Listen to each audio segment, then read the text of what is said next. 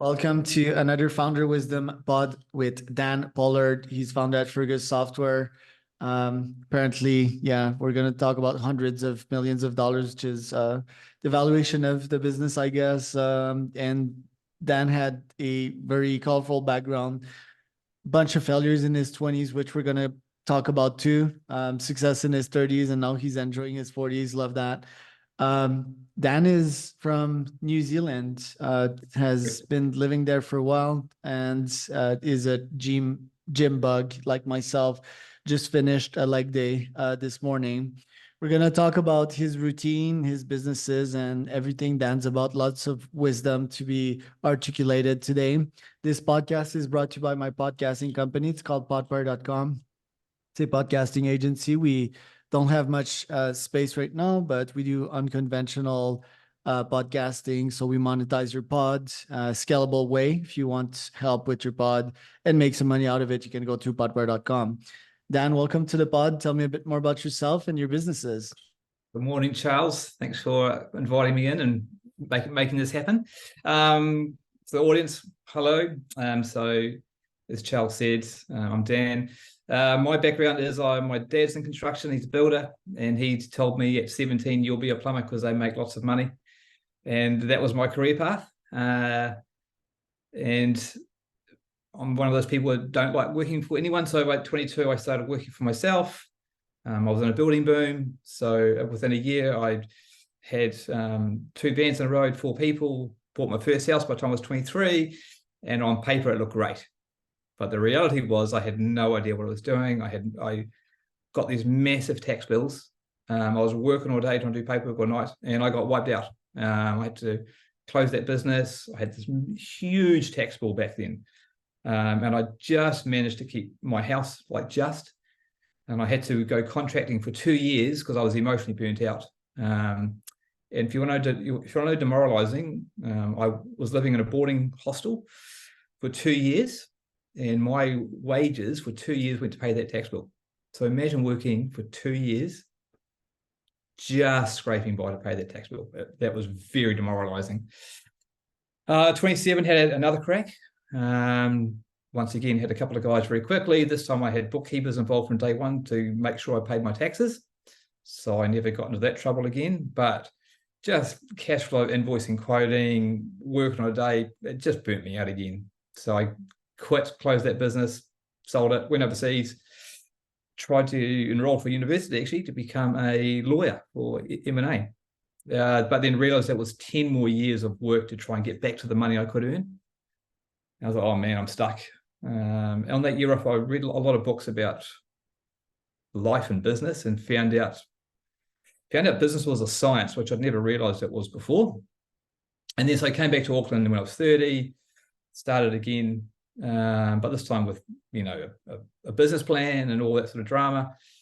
And then within 8 years, I went from just me to 25 staff. And my plumbing company had 2 kids and had done 2 software startups. And that was quite the journey. And then when I was, just before I was 40, that was my mission. I sold my plumbing company for $1 million, got rid of that. And then did the software company full time, and that's about 5 years ago now. And so now that's got 95 staff in 3 countries, and that's worth over 100 million. And so, as I say, my 20s was marked with just huge amounts of work and no financial success. The 30s was huge work, like more than anyone can ever imagine, but actually lots of financial success. And now my 40s, I'm working nowhere near as hard, and enjoying my life a lot now. Wow. So I think we all have some pent up energy in us, like mine. I don't know, like maybe not from being the popular kid in high school, had huge ego. In your case, you had success as a business owner, as a plumber, and for 2 years you had to work for someone else. So I think you derived like humongous pent up energy from that time. And it's like, oh, when I'm going to be back, I'm going to be hella back. And now, just poverty, man. Just poverty. And that must have created like a lot of motivation to not ever go back in that state again, right? Absolutely. Mate, failing is fine, But trying to fail again and come back from that is very difficult. It's better not to fail, actually. It's fine, but my gosh, yeah, it's hard to come back from when you're underwater. Right. And I'm guessing it must have been near 1 million in unpaid taxes or hundreds of thousands, Yeah. which is Yeah. pretty heavy. Now, I mean, I don't want to cut to the chase, but how do you get a valuation of 100 million? That's pretty significant. Starts to come near the billion. I have $1 billion goals, if not trillions in the future. That's big money right there. How do you get there? It's revenue, and for a SaaS company, software as a service company, it's your revenue times your growth rate. There's pretty standardized metrics for how you value a SaaS company. So it's pretty straightforward. And what do you guys do at Fergus? It's just crazy, like 100 million. Plus you're like almost sole proprietor. Like there's not a lot of people on the cap table, right? There's a few. We've raised. There's not many, but we've raised 30 million now. So we've raised a lot of money from big investors. We do job management for other construction software. Other construction companies, how to run your business to make money. So because that's how I was able to make my plumbing company work. Was I had to make my own software so I could grow my company. And there was no grand plan. Everyone listening, no grand plan. It was like, I don't want to fail a third time.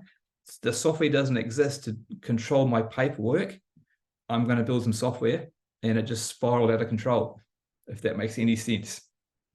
I mean, yeah, I love luck, but from doing this podcast, I've observed that most CEOs are quite humble about what they did. So what did you control?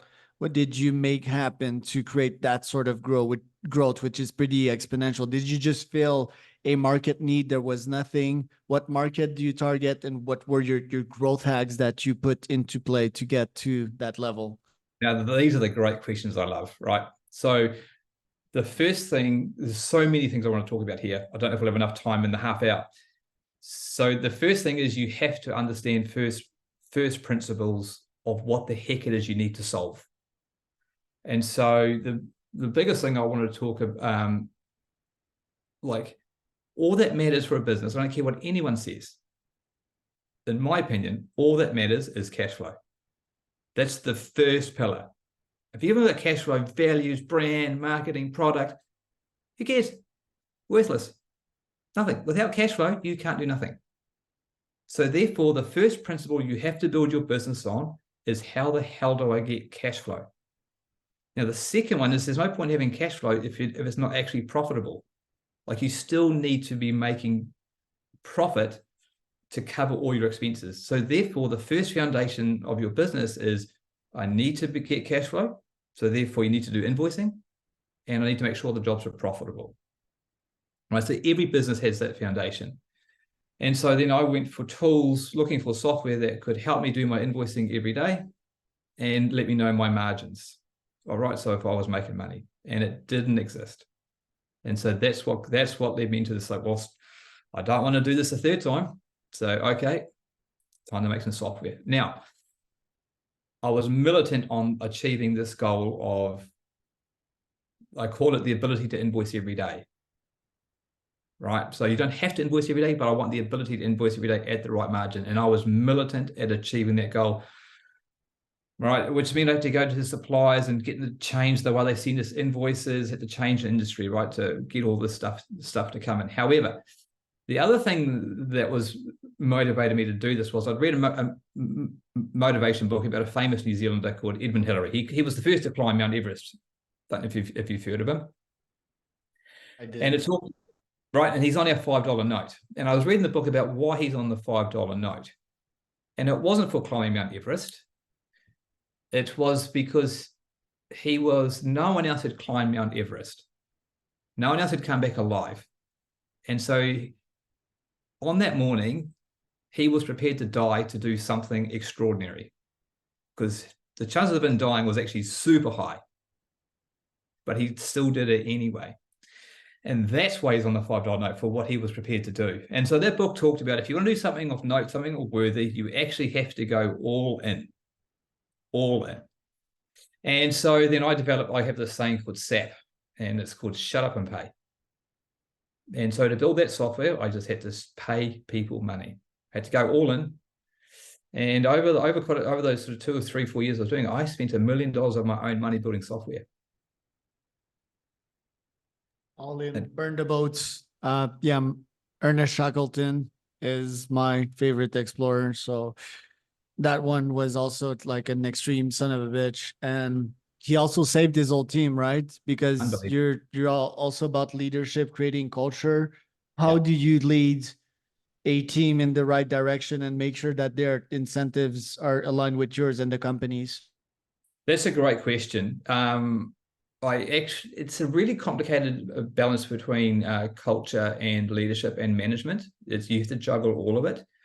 I certainly am not a touchy-feely sort of person at all. I have found the best way to lead people is to have an unrelentingly clear goal of where you're going, and you're going in that direction.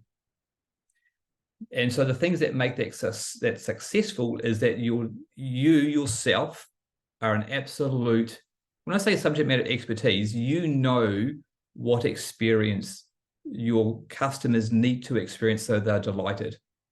But you need to own that. If you don't own that, you've got the chance of you being successful are extremely limited.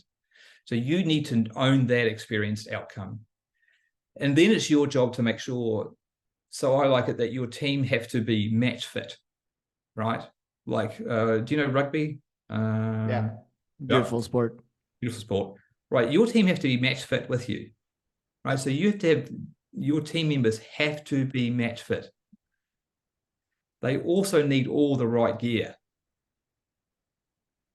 and they need to be trained, right? So you need to know where you're going, and then you need to make sure that your team are actually kind of like, or they've got the same mindset of going after it with you. And if those things come together, then your people will put up with a lot of you, because people love having a strong leader who are going after something. And do you really want people who don't like your management style? No. Keep them out of the bucket. Select them carefully, vet them, and it's like a sports team, right? You ask for performance. It's not this type of pity game or, oh, he's a friend, he's a family member, I'm gonna help him out. No, it's like they need to be a value. It's like an ecosystem, and I never succeeded at that on my side. And yeah, chip on my shoulder, I guess, pent up energy for my next venture.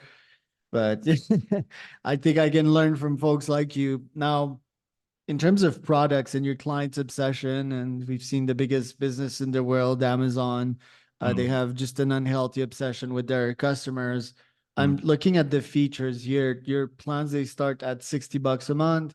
There's GPS tracking, files and photos, tasks, tiered pricing, purchase offer. What feature is the most used here, and what feature do you have on the roadmap? The most feature with I don't want to. Do you want to talk about product features? It's more about how the system. I don't want to talk about that. It's more about how the whole system delivers cash flow and gross profit, right? That's how the thing works. That's why it's great, because somehow people put the system into the business, and it delivers cash flow, gross profit. Now, what went into deliver that? That's what's interesting, is because so from first principle thinking. So what I have is this. I have this. So I learned from my 20s. So I had the wrong attitude. I had many wrong attitudes. One of the wrong attitudes I had was I saw people and staff as customers. I wanted a way to get their money from their wallet to my wallet. And my staff were numbers in a way to deliver that for me. Guess what? That doesn't work. Because so I was like, oh, shucks. So the concept I have now is willingness. How can I get my staff willingly wanting to work for me so that the customer receives an experience so they willingly want to pay me? And so now this concept of willingness sort of dictates everything that I do, the way I think and the way I approach solving problems and solutions. Right. So how do you align your staff to your clients' needs? And Because you were there, you were a man of the craft. So you know what is needed when you have a client in front of you. And yeah, I guess aligning your objective with theirs, how to make more profits, how to close more quotes, how to bring clarity, how to make value obvious to the client, how to look more professional. And you started in New Zealand, that one. So you conquered the market. Is it fair to say you have initially you had around 20% market share when it caught fire, and nowadays it's probably like 40% market share? Very good. Yeah, we're in New Zealand, we're unbelievable. It's unbelievable. So the first principle, how do you get alignment? So the first core concept is, you probably heard the saying, is the right information to the right person in the right format at the right time. Right. That is a core information management principle that needs to be in your business. So it's part of what's inbuilt in the software, is so the mobile phone, what the tradesperson gets is directly what that person needs. On the desktop, there's a different set of information sets that the office person gets, so they see the right information. Now, how do you get willingness? So obviously the first thing you as the business owner have to set up is, hey, Charles, what outcome do you want after I finish working for you? So the first thing is asking, Charles, what would make you happy to pay my bill when I finished? And that's the first place to uncover is, Charles, what do you want? And then you've got to write that down explicitly in the information system, so the people who are always reading it go, oh, Charles wants this outcome at this price in this time frame. That's the first part to establish. And then the other thing is, so that's the first underlying thing that you have to do. The second thing is, so now, Charles, pretend you're working for me, Charles, right? And I'll say to you, Charles, I will pay you what you want if you do what I want. Right? So let's talk about that. And so then that's how you start building culture. That's right. So these are the outcomes I need to achieve for the client. What will make you willingly want to do that? And so there's all sorts of ways you can bring culture around to make that happen. So I'll give you one practical example that transformed, that was one of the things that transformed my plumbing company in my 30s, right? And it was this concept of tradespeople hate putting in their time, they hate doing the admin, they're always behind. And I was always badgering my staff to do this. It was a constant pain point pressure. And then one day I was like, why don't you just get one of the office persons to call the staff and just do it for them on their behalf? So Leanne, every morning would take her less than an hour to call all the guys, finish the time entries, descriptions, paperwork. It was all done. Like it took an hour of the staff, took $30 a day on staff members' wages. It was all done. All the pressure went out of the business. All this pressure came off my staff. It meant that the staff could now focus on achieving property owner outcomes more than trying to keep me happy.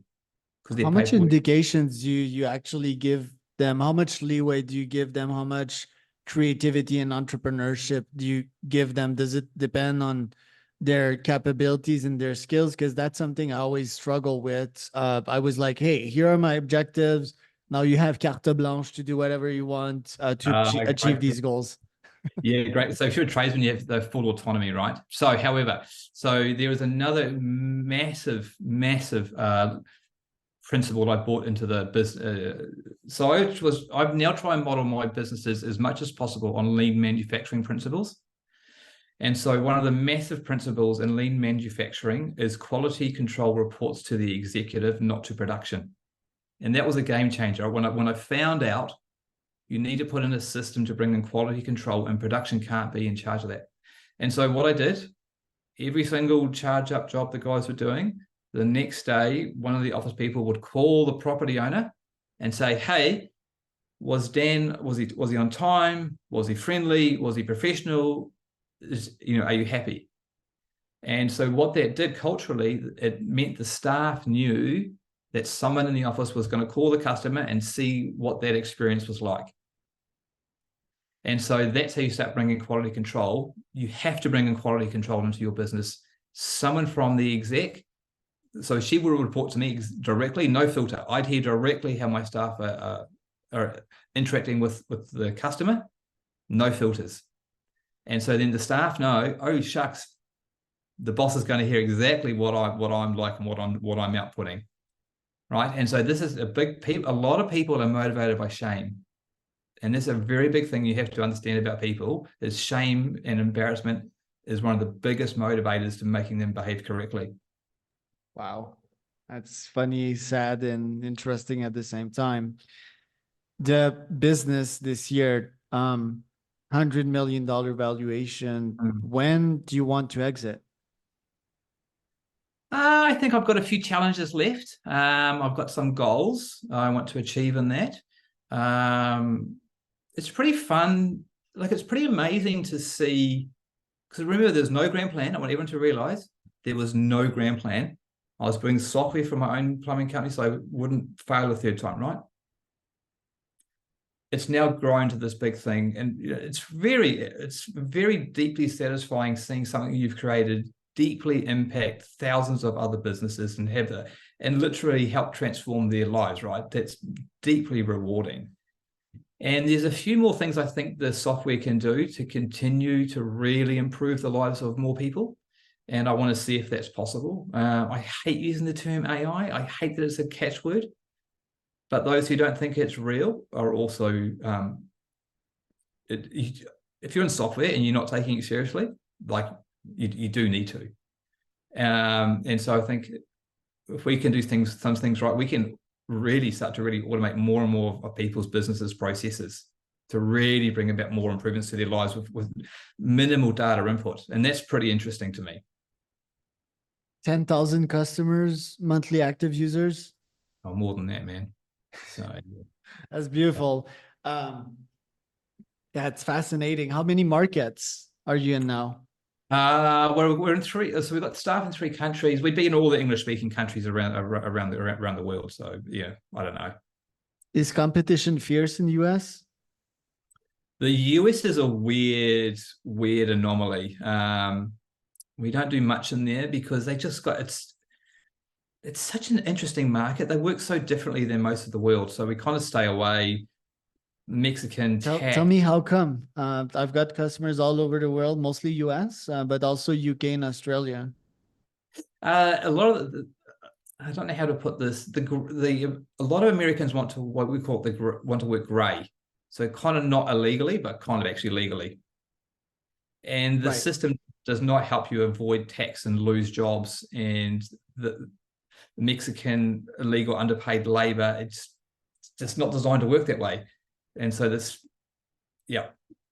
interesting, right? Like, and yeah, the Mexicans workers, the Latam workers, that's a big part, and that's who is constructing US right now. It's just fascinating to think about. Just like in Europe, there's market of immigrants, just like in Dubai and Qatar, there's immigrants that are also building. That's just interesting to think about. If you think of that exit one day, what would you do with these tens of millions? Buy a rugby team, like a go-getter like you? What would you actually do with your time? Well, I'm doing another startup right now because I find that interesting. And my dream would be to buy some land sort of near the coast and actually do a little coastal retreat for people, because I enjoy landscaping and water and providing. I would build it and get someone else to run it, but I enjoy landscaping and nature and water. So I'd go back to my roots of doing that sort of thing. But I can't ever see me never doing business and industries. So I'm not motivated by holidays, unfortunately. I like working and building businesses. Same here. What are your goals this year? What do you want to focus your time on? So the goal this year is to launch my new product and get that into the market, continue to grow the Fergus, and obviously really start understanding how we can bring in these new sort of AI LLMs into our business, and how that can, nothing will be released this year, but understanding how we can really use that to help our customers. Because that will grow our market share, right? Imagine the software kind of just starts doing it all for you in the next couple of years. I can certainly imagine that. It's a magic trick that has gone old since GPT gave you these magical answers in 2020. And I think that was such a pivotal moment. You know, like technology is undistinguishable from real magic. It is magic. It's absolutely black magic. On your side, Dan, where can we find out more about you? I kind of, for some reason, I still, I don't have a profile. I just kind of do my own thing. But, I'm just at Fergus. But if you need to email me, just dan@fergus.com. I talk to everyone. You want advice, man, just email me. Yeah, or Google Dan Pollard Fergus. You should pop first there. Dan Pollard on LinkedIn. Dan, thank you so much for today. That was really helpful.